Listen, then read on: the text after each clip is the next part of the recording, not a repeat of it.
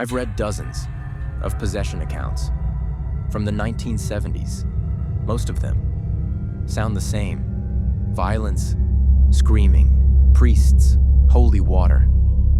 This one was different because nothing broke in. It was invited, and the girl at the center of it never believed she was in danger. 1974, just outside Hartford, Connecticut, the Donovan family moved into a quiet colonial house near the woods. No history of violence, no deaths, no rumors. Sarah was 16. She had recently gone through a breakup. Her mother later described her as lonely, but stubborn about it. About 2 weeks after they moved in, Sarah started locking her bedroom door at night. At first, her parents assumed it was just teenage privacy. Then the conversation started.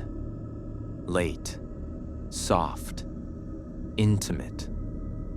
The kind of voice you use when you don't want to wake anyone.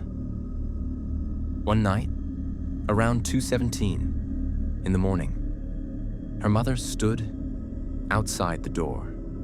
She heard Sarah whisper, "I wish you were real." A male voice answered, "You don't need to wish." When the door opened, Sarah was alone, sitting on the edge of her bed, smiling at the corner of the room. Sarah began talking about him. She wouldn't say his name. She said he didn't have one. He says names are for people who leave.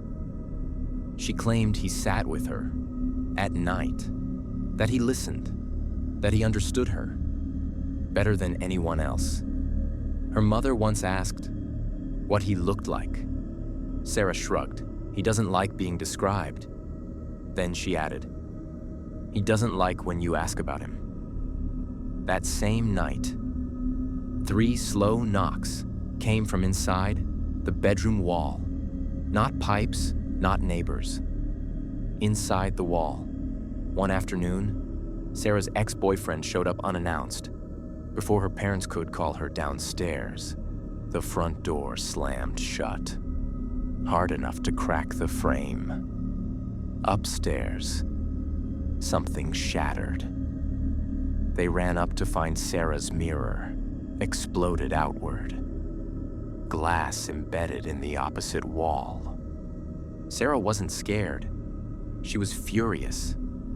He told you not to let him in. That night, the temperature in her room dropped so low, her breath became visible. Her mother stood outside the door again, listening. Sarah was crying. "I didn't mean to upset you. I choose you." March 31st, 1974, 9:42 p.m. The entire house dimmed at once. Not flickered.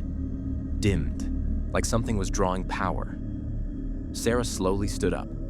Her eyes were focused on something moving across the ceiling. A shadow, not cast by anything. It crawled, paused above her. Her ears began to bleed. Thin red lines down her neck. She didn't scream.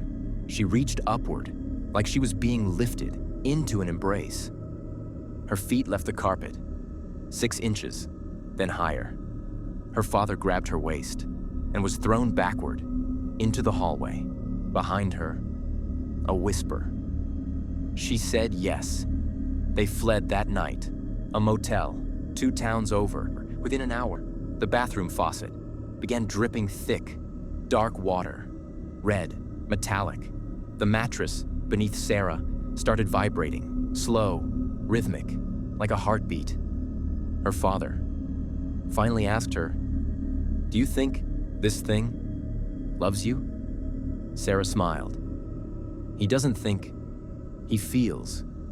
2 investigators were brought in, Daniel and Rebecca Hayes, calm, methodical, skeptical, until Rebecca entered Sarah's room alone. She'd later described seeing something in the corner, too tall for the ceiling, head tilted, watching. When Daniel attempted a prayer, Sarah interrupted him. You're making him nervous. Recording equipment. Later. Captured a whisper. Clear. Gentle. She chose me. During the cleansing ritual. Nothing exploded. No screaming. Just pressure. Heavy, like the house. It was holding its breath. Sarah began, speaking softly, back and forth, as if responding to someone. Then her voice layered, slightly delayed, like an echo, out of sync. She looked at her mother and said, "You were never good enough for her." When the final prayer ended, Sarah didn't collapse. She simply went still. The air normalized. The smell faded. Everything felt quiet, but not empty. The activity stopped. No more knocking. No more whispers. The family moved within the year. Sarah grew older, graduated, married, a normal life. But years later, she admitted something to a friend. Sometimes, when she's alone, she still hears him. Not angry, not threatening, just patient, waiting,